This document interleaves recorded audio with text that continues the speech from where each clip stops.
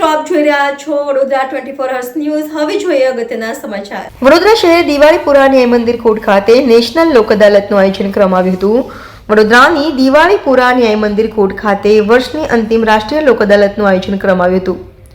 લોક અદાલત ઉદ્ઘાટન દીપ પ્રાગટ્ય કરીને નેશનલ લોક અદાલત શુભારંભ કરવામાં આવ્યો હતો। ઉપસ્થિતિમાં મુખ્ય જિલ્લા અને સત્ર ન્યાયાધીશ જયેલ ઓડેદરા તથા સચિવ જિલ્લા કાનૂની વિશાલ ગઢવી તથા બરોડા બાર એસોસિએશનના પ્રમુખ નલિન પટેલ, સિનિયર એડવોકેટ રણજીત રાઠોડની હાજરીમાં નેશનલ લોક અદાલતનો શુભારંભ કરવામાં આવ્યો હતો। નેશનલ લોક અદાલતમાં 1,50,00,000 અને 61 લાખનું સુખદ કેસોનું સમાધાન થશે। આજે યોજાયેલી લોક અદાલતમાં બે ભાઈઓની વચ્ચે 25 વર્ષથી બે ભાઈઓના સંબંધ ન હતા તેવા કેસનું આજે 25 વર્ષ પછી સમાધાન થયું હતું। 30 વર્ષ જૂના કેસમાં આજે છેલ્લી નેશનલ લોક અદાલતમાં નિવારણ આવશે।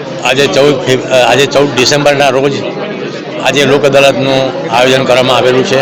રાષ્ટ્રીય લોક અદાલત છે અને એમાં બીજા ઘણા બધા કેસો મૂકવામાં આવે છે। તમામ પ્રકારના સિવિલ છે, ક્રિમિનલ છે, મોટર એક્સિડન્ટ ક્લેમ છે અને સ્પેશિયલ પ્રી લિટિગેશન કેસો પણ મૂકવામાં આવેલા છે SBIના।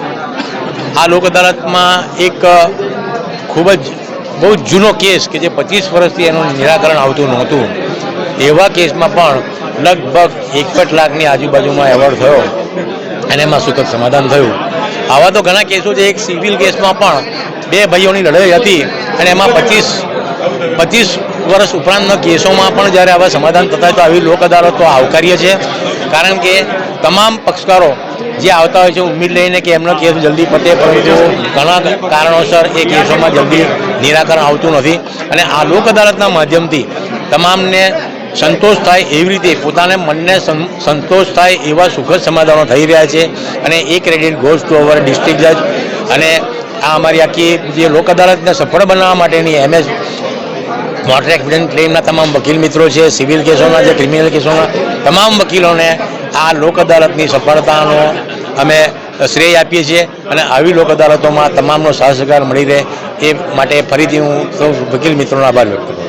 છેલ્લી લોક અદાલત આપણે આજે ડિસેમ્બરની અંદર નેશનલ લોક અદાલત યોજાઈ રહી છે અને એમાં આજે ખૂબ સરસ પ્રતિભાવ આપણને મળે એવી દેખાય છે। શરૂઆતથી જ આપણે જોયું હમણાં જ કે બે મેટર MSCPની ખૂબ મોટા રકમની 1.5 કરોડ અને 61 લાખ રૂપીસ રિસ્પેક્ટિવલી એ સેટલ થઈ છે। એ જ પ્રમાણે સિવિલ લિટિગેશનની અંદર પક્ષકારોએ ખૂબ સારો અભિગમ રાખી અને માનનીય અગ્રવાલ સાહેબની કોર્ટમાં આશરે 20 થી 25 વર્ષ જૂનું લિટિગેશન જે હતું એનો આજ સુખદ અંત આવ્યો છે અને આ બંનેની સાથે સાથે જ અમે MSCP બાર પણ આજે ખૂબ જ સરસ પ્રતિભાવ આપે અને ખૂબ જ સારી ઘણી મોટા પ્રમાણમાં મેટરો સેટલ થાય એવું દેખાય છે। એ ઉપરાંત બીજી ઘણી કેટેગરીઝની મેટર્સ જે છે આપણે આજે સેટલ કરવા જઈ રહ્યા છે। ફેમિલી મેટર્સ હોય કે સિવિલ મેટર્સ હોય, ટ્રેડમાર્કની મેટર્સ છે, એ સિવાય બી ઓલમોસ્ટ બધા સિરિયસ ઓફેન્સ છોડીને સ્પેશિયલ એક્ટ્સની હોય એ છોડીને આપણે તમામ મેટર સેટલ થવા પાત્ર છે અને જે નામદાર હાઈકોર્ટ અને નામદાર સુપ્રીમ કોર્ટના સૂચન અનુસાર સેટલ કરવા પાત્ર રહ્યું હોય એ આપણે સેટલ કરીશું આજે અને એ સાથે જ હવે આપણે I wish all the parties all the very best so that they can proceed with the Lok Adalat. Thank you very much. ભાઈઓના વચ્ચે વિવાદ છેલ્લા 24 વર્ષથી ચાલતો હતો। બંને ભાઈઓની કોઈઓ દ્વારા એક જણને વિલથી અને એક જણને એડોપ્શન નીડથી પ્રોપર્ટીઝ આપી હતી। મોટો ભાઈ છે એ વિલથી આવેલા કે વિલથી મારી પ્રોપર્ટી છે અને નાના ભાઈએ મને એડોપ્ટ કરેલો છે એડોપ્ટ ચાઇલ્ડ તરીકે મારી પ્રોપર્ટી છે। આ વિવાદ ચાલુ હતો। આ બંને વિવાદનો ટ્રાયલ કોર્ટમાં હુકમ થયો, મોટા ભાઈની તરફેણમાં હુકમ થયો। ત્યારબાદ નાના ભાઈએ અપીલ દાખલ કરી અને બંને અપીલમાં નામદાર કોર્ટના તેમજ બંને વકીલના અને બંને ભાઈઓ વચ્ચે જે પરિસ્થિતિ ઊભી થઈ અને સમાધાન માટેના જે પ્રયત્નો થયા એમાં આજે સફળતા મળી છે અને 24 વર્ષ પછી પ્રોપર્ટી અંગેનો બે સગા ભાઈઓ વચ્ચેનો વિવાદનો અંત આવ્યો છે અને આજે એ બંને ભાઈઓ એક સાથે ઊભા છે। એટલે લોક અદાલત દ્વારા, નામદાર કોર્ટ દ્વારા માત્ર કેસોના માટે સમાધાન નહીં પણ એક સમાજને એક દાખલો બેસાડવાની આ વાત છે કે સમાજમાં કૌટુંબિક વિવાદને પણ બધાને એક કરવામાં નામદાર કોર્ટ સફળ થઈ છે એ અત્યારે બહુ મોટી વાત છે.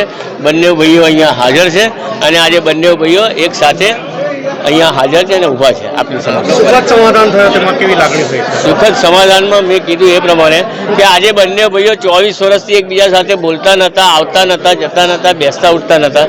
આજે બંને ભાઈઓ એક સાથે અહીંયા ઊભા છે અને હાથ પકડીને આવ્યા છે અને હાથ પકડીને જઈ રહ્યા છે. આનાથી મોટી કોઈ. આપનું નામ?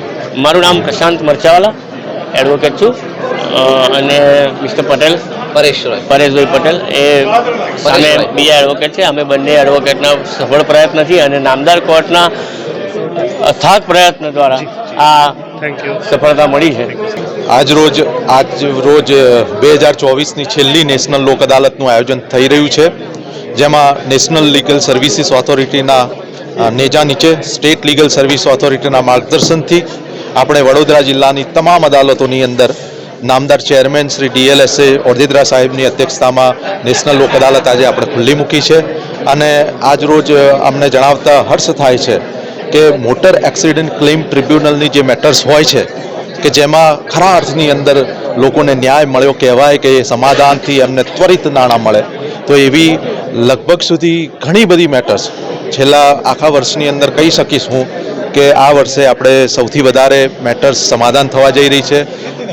મોટી બે મેટરો કે જેમાં 1.5 કરોડ અને 65 લાખની અંદર ગો ડિજિટ કંપનીએ સમાધાન કરેલ છે, તે બદલ તેમના વિદ્વાન વકીલશ્રીઓને પણ શુભેચ્છા પાછું છું.